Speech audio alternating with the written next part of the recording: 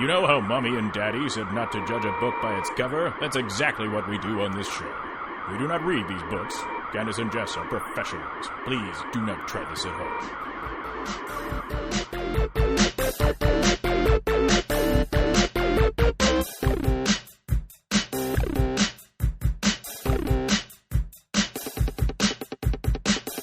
Hi, thanks for coming. This is Candace and Jess, judge a book by its cover. I'm Candace. And I am Jess. Hey, Candace. Oh. Yeah, Jess. Hey, did you notice anything different about our intro there? I couldn't help it. I definitely did notice a little something special there. A little something special for everybody. We called in a ringer. That is our friend. Don't worry, not a dead ringer, just a ringer. That is our friend Darcy. Very funny guy. And we got him to record some words. And he's going to be greeting you in to our podcast every time you listen to it. Yeah, it's a big job. He's gotta stick around. Mm-hmm. He's gotta mow the grass and be here for the intro. Yeah, and also he's I don't know, but he's doing it, and we love him for it. Are you trying to say that he's a comedian that you can maybe check out somewhere? We don't know when, but maybe? Yeah, in the city. Sometimes he's in Vancouver, and you can check out Darcy. Sometimes he's in Victoria, and you can't check out Darcy. Yeah, and sometimes he's in a third place. And guess what? You can check him out there. But we wanted to give him a proper thank you and just say, well, yeah, Darcy Boone, you're a strange animal. Yeah, you're a strange animal. I don't know the rest of the words, but that's you don't need to. That's all it is. Well, that's a beautiful thing. Thank you, Darcy. Yeah, and so Candace. Yes. Mm-hmm. It was a bit of a rush time for me getting down to the old podcasting basement today. Finishing up work. Normally I get a little bit of a window where I can sit and rest. It's nice they let you sit by the window. Yeah, sit by the window and have a quick 5 and rest, regain my strength before leaping onto the bus, the 99, and just playing sardines with a bunch of strangers, as is the custom with the time I get off of work. But I think you were a bit more on the ball or off of work before I was. So I felt horribly rushed, being like, I'm done at 5. I got to get out the door. So I didn't mean to do that to you. I did the same thing. I rushed to the basement. I got out my really cool cellular device that sends magical messages through the air. Mm-hmm. And I said, 5 o'clock, right? Yeah. Not even considering that you would definitely be working until. Oh, yeah. Well, that's the Thursday experience. Yeah. You know what happened on the bus? I'm sure I know. Million things happened on so that bus many today. things. But what happened to you, Jess? Well, there was a million things. And you know what? All of them happened to me at the same time. It was a million smell day on the bus. Oh, wow. Yeah. And approximately 1 million of those smells smelled like like an unwashed uncle. Yes. Yeah, you know the smell. I do. We don't really need to describe that, but everyone out there. You got that uncle, and maybe he works hard, but he doesn't. He showers equally. He works hard. He plays hard. He don't shower. He showers. No, he still showers hard, but he's got his uncle smells. Oh, okay. Yeah, and it kind of gets into the senses, and it kind of claws its way up into your, I don't know. I want to say into your palate. It was a very aggressive experience on the bus. The brain palate. Yeah. I don't know. It kind of hurt my eyes and kind of made me feel a little sick, which was I know. I was all and then I started thinking well, what's gonna happen? Is this smell enough to make me puke? Should I get off the bus and wait for another one? But it's no, I got to get home. I got to record. Must podcast. And then it's well, if I do puke, And then I kind of thought, I'm like, sort of looking around, I'm like, do I just puke on myself? Or do I lean forward and possibly puke on another person. Are these people that are on the bus, are they like sure-footed enough to like get out of the way? Are they gonna? Am I gonna be able to like translate that to another person? Right. I'm surprised more people weren't feeling that way, because I feel like you have a pretty strong stomach. So I feel like a lot of people were probably thinking, should I puke on myself? Should I puke? Are these people gonna know? Like, you know how there's like that little part behind the seats, kind of between the window and your back? I believe it's the no man's land. Yeah, like that's where I'd puke. I'd try to turn, but I'd probably get it on the hair and shoulder of the lady next to me, and I'd be like, "Oh, I'm so sorry." I don't know why I tried talking through this. Well, I puked this weekend. I was at a wedding, and I did all the things you're supposed to do, which is drink all of the white wine. There you go. And, well, for a moment, I thought you were going to be like, it was like Tears of Joy, but like the vomit-based version of that. Yeah, no, it was beautiful, and I couldn't believe it, because I don't normally puke from a hangover, but I knew it was going to happen. And when I ran to the bathroom, my boyfriend ran in after me to hold my hair back, which I thought was incredibly sweet. Because, what a guy! You know, I just didn't expect that. But then I didn't ask him, actually. He's the kind of guy that will run after you to hold your hair back, and he's the kind of guy that will say, do you need a Gatorade and some pills? And I said, yes. So he said, I'll be right back. And I said, I'll either be right here at the toilet or in the bed. So you won't lose me. I'm not going far. I'm not going far at all. So he comes back with a bottle of Tylenol or Advil, and I'm thrilled, and I got my blue Gatorade. He didn't even have to ask me. He knew I wanted flavor blue. Well, yeah, that's the most superior flavor for when you need to rehydrate. I think it actually has more hydration in it because number one hydration. Yeah, blue. Yeah. But unfortunately, he was in a little bit of a rush, and I can't even really cover for him on this one. He brought me back Junior Advil.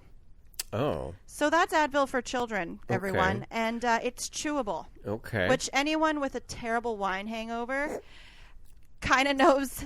Sorry for laughing, but... Yeah, well, it's ridiculous. Like, I'm like, I have to eat these now? Like, I can't hold anything down. And I'm like... And he goes, well, the guy at the store said they were really fruity. Which made me think a million things. I was like, does he think you're grabbing these for a child who has a hangover? Does he eat these throughout the day as a candy? They're so good. For him to suggest them on their flavor is crazy. Like, it blew my mind. So I'm reading the back, and it says for a 12-year-old that they should take 3 or something like that. So I'm like, well, I'm double that age and some. So I ate 5 of them. It was hard to do. You had like a full-on... Were they gummy? No, they were like chalky, Tums like... So they were chalky. So you had like the Chalky's fruit salad. Yes, the chalkiest fruit salad. Like it would have written on sidewalk if I tried. But of course, I ended up throwing that up. I threw it up with the blue, so it was like this beautiful, like pink. It was a rainbow experience. It was like pink and purple, and then I was doing that like, do it one more time, and I threw up some stomach bile in the center of it. It was this beautiful yellow with pink and blue. Sorry to you listeners at home that can't handle that kind of thing. You're a baby. You should try this this Advil, because you are obviously a baby. It almost sounds like that you had the ultimate Easter experience. It's truly with the color scheme, with the palette you're painting there.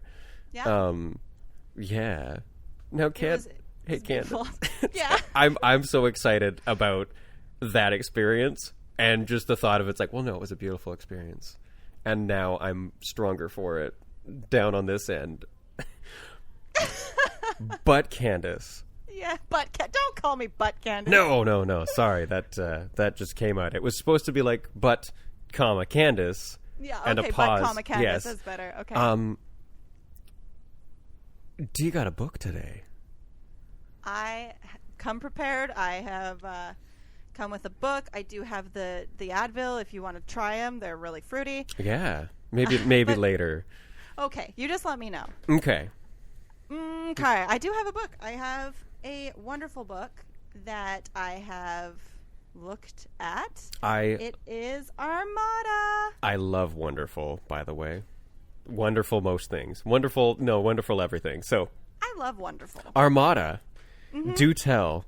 The Spanish Armada has got a whole lot of... That's not related. That's not unrelated. So it's not the Spanish Armada going on. No, it's just here. the Armada. I'm pretty sure it's English. We're on the subject of Spanish Armada. Were conquistadors part of the Spanish Armada? I have no idea what the words you just said are. That's okay. Conquistadors? Yeah, it's a great word, isn't it?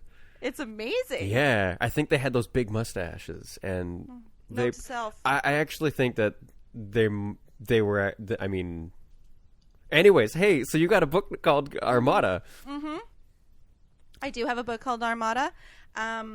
This book is about a very young boy. I say very young, but he's probably like, I'm guessing he's 14 to 16. Okay. You know how boys are, so maybe he's 17. He just looks 14. Yeah. Boys at that age. He aged very poorly in his teenage years. So sad. His name is Jobs, and he lives in the attic of his parents' home. Okay.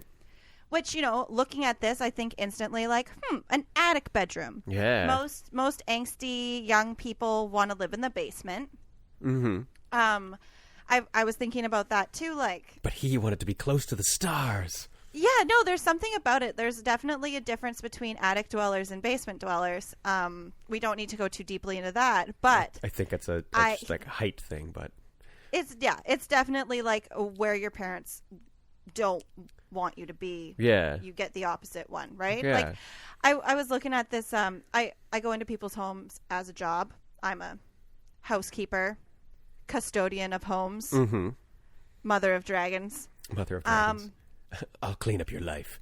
I'll take care of it. I went downstairs and I noticed this like young teenage girl had like the whole basement to herself, and I thought that is a dream come true for a young girl. But this basement sucks. But it's not like she has any other basements to compare it to or cares, because she has her own space, which I think is just so important. Yeah, when that's you're young, true. Yeah, to have your own special space, and that's why I think tree houses are a thing, and your own spot. But that I digress because I digress. Digress? Yes, thank you. Jobs is the kind of kid who, he's a... What is the word, Jess, when you don't want to be part of the world? He's an escapist. An escapist, a hermit, an introvert? Yes. Yes. Jobs is all of those things. And, I'm relating to him already. Yeah, me too. I feel like Jobs and I, we'd be friends, but we won't be because we won't leave the attic or basement to spend time with each other. But he sits up there and he plays a video game called Bat Invasion. And I love bats. Just putting that out there. Bats are great. When I was in elementary school, we did it was a very strange class setup. I was in a 4, 5, 6 split class. Oh, that's like 4 split, 6 split. 4, there was all grade 4s, or a bunch of grade 4s, a bunch of grade 5s, and a bunch of grade 6s. My theory now is that it was all the odds and ends from all the rest of it. It's like we just had too many, so they clumped them all together. Yeah. And it was the first time I was in a class with my brother. Pretty cool. Oh, yeah. And we did like me and a guy from grade 5 and a guy from grade 6. We did a book report, or like a report on the brown bat, on bats in general. And no, this was the cool part, is that we did this report, we had this report, and we were going to talk about bats. So we learned a bunch about bats, and then we set up beneath the gym a bat cave. Oh my gosh, Jess. That you climbed into, and then we were trying to get it set up that you crawled halfway basically to like the center line in the gym underneath the floorboards. But we discovered, after taping up a whole bunch of like bats that we drew, we discovered very quickly that there was a lot of dust underneath the floor of the gym. And one of the guys, he yeah, I think he got kind of sick. So right, it was maybe a little bit dangerous. Yeah, and then it got flooded in there. So I don't know. I think we passed on the report. All the bats. That's the end of the story. They all kind of got wet because they were made out of paper. I definitely have done a bat report or two in my life, and actually that is something I definitely want to ask you listening. Thank you so much for listening to our podcast. Let me know what kind of interesting things you know about bats. You can get on that Twitter page at Candace and Jess. Tell me about your bat experiences, but I'll move on here because we could talk about bats until the bats come home. Until it drives us bats or batty. Exactly. Friggin' bats. So he plays this game, Bat Invasion. Yes. He plays it every day. I'm guessing it's kind of a virtual reality game because it looks like he's wearing some kind of goggles or like I make jewelry and we wear like magnifying glasses on our heads, and this is pretty much what that looks like, but I'm guessing it's for bats. So he's bat games only. He's got some headgear.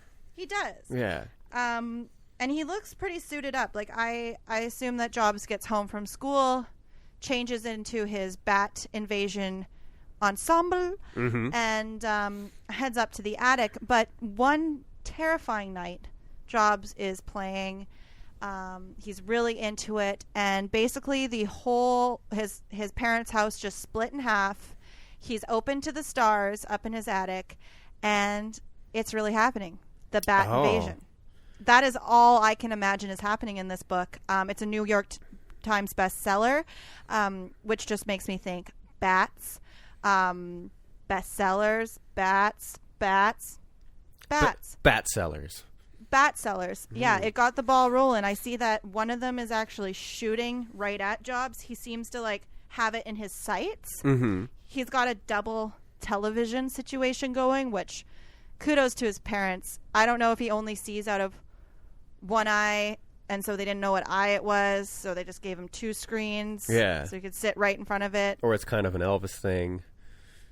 I don't know. Yeah. I don't see anything other than... Is there anything that I can relate to Elvis on this cover? Well, I'm pretty sure most things, like Kevin Bacon, they all go back to Elvis. Right. You can get back in there.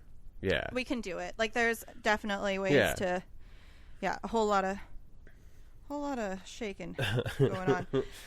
Now it kind of anyways, what's that? I was going to say just the way you said, because it starts out he's playing a video game that sort of sounds like this is a kind of like The Last Starfighter kind of experience. Or to, I don't know what that means. Or to a lesser degree, Clerks the Animated Series Pharaoh experience. Okay, I can pick on that way better. Which is an even lesser known obscure reference. I'm pretty sure that the Last Starfighter was a Starfarty.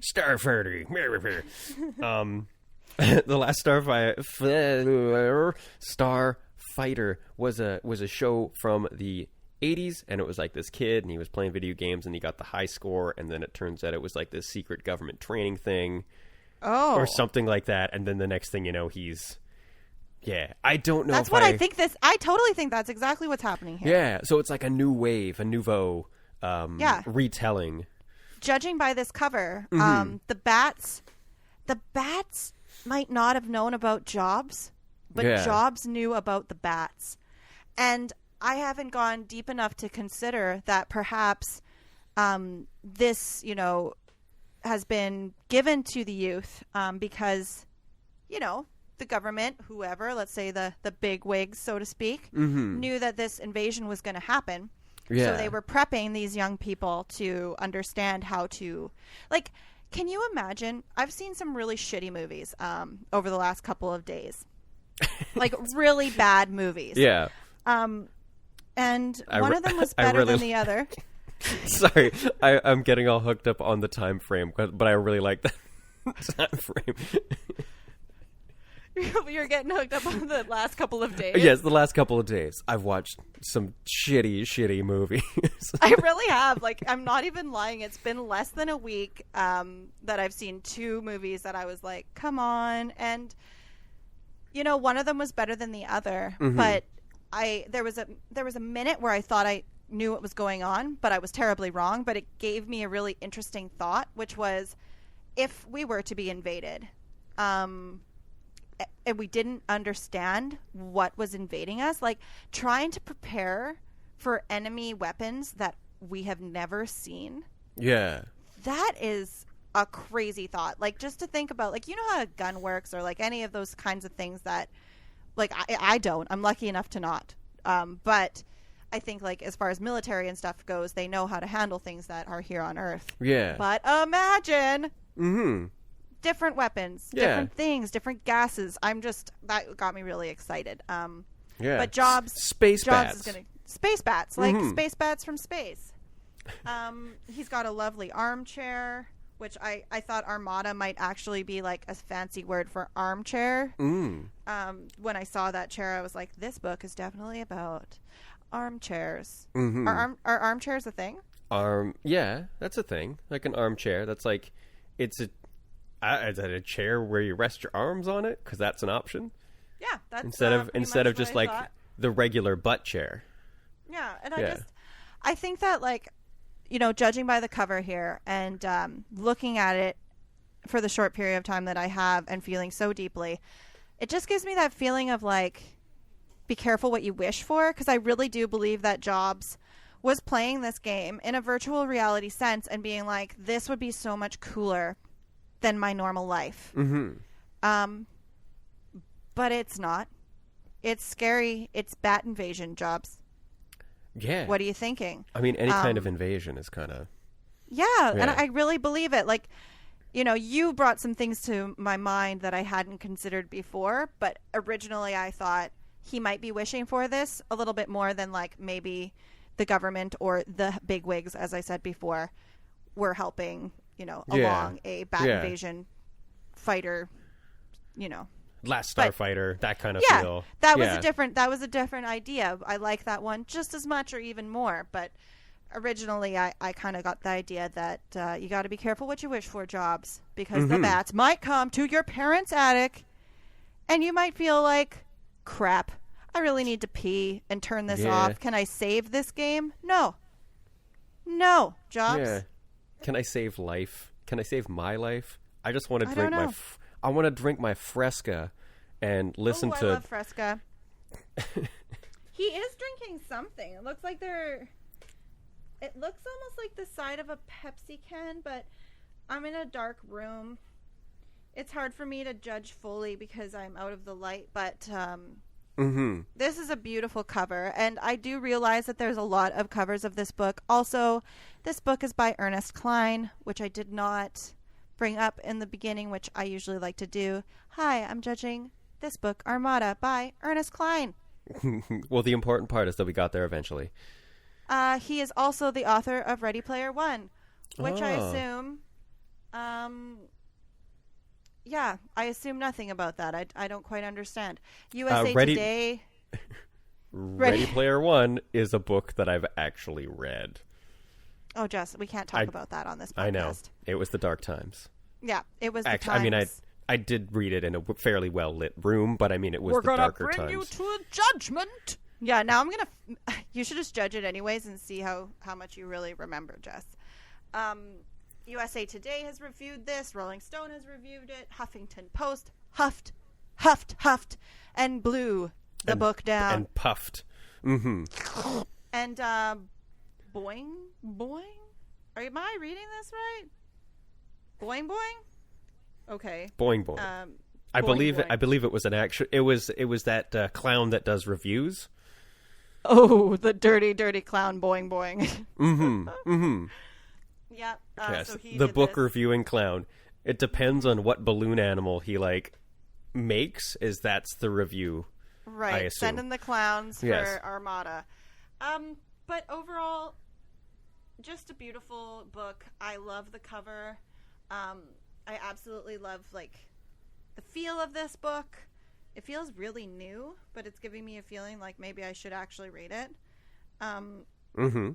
Yeah, I assume this book was written in the future, which is, kind of strange because I have it now. Oh, so it was sent back. I think so. I think it was written in... Yeah. back to, I was going to say the future, but no, back to the past, before the Bat invasion. So, yeah, I'm pretty happy with this book. Cool. Now, I got a couple questions for you. Yeah. We always like to ask a good couple of questions to each other about the book. And I mean, I'm loving the judgment that you've done. Yeah, you feel informed, forth. Right? Yeah, definitely. So first question, I'm flipping through my notes here trying to find the question page of questions. When about... Oh, wait, no, you already answered that. Yeah, book was written in the future. We'll cross that one off. Then I got one question for you. Who is this book for? Who would you recommend it for? So I would recommend this book to anyone who is, hoping to escape a little bit and go into, a new world, or just for a second to be completely involved in something else other than their day-to-day. But I think this book was for teenagers especially. Okay. I think Jobs is a teenager. I really get the feeling that this is for teenagers. The coming-of-age individuals? Yeah, and I think you can kind of be at that point in your life, like, many times, like, not just when you're a teenager. But I kind of feel like this is a book for the cusp of life. Okay. That doesn't make sense. Whenever like, you on get the edge cuspy. of something. Yeah, whenever you're feeling a bit cuspy, pick up Armada.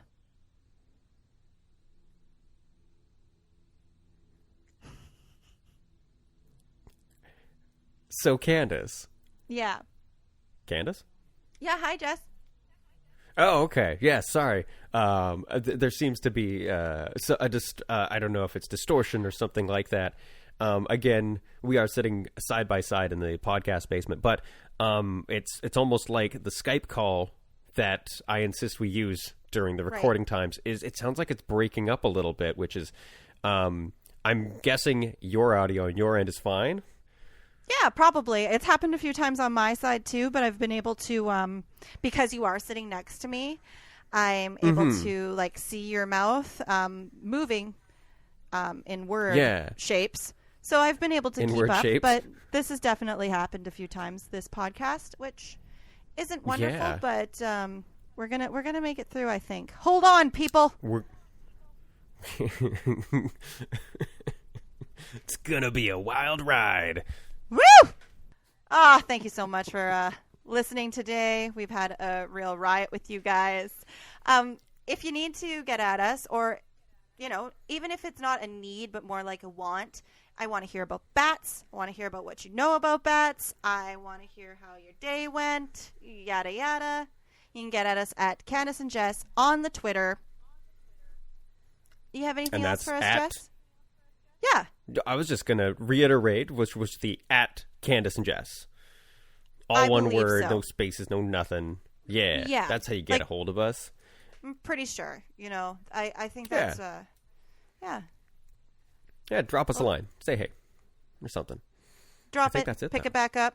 Take a look back. Pick it back up. Dust it off. And then have a little, moment with it. Yeah. And tell it to. Yeah. Cue that outro. Ooh, it's me. Music. Yeah, Jess, go.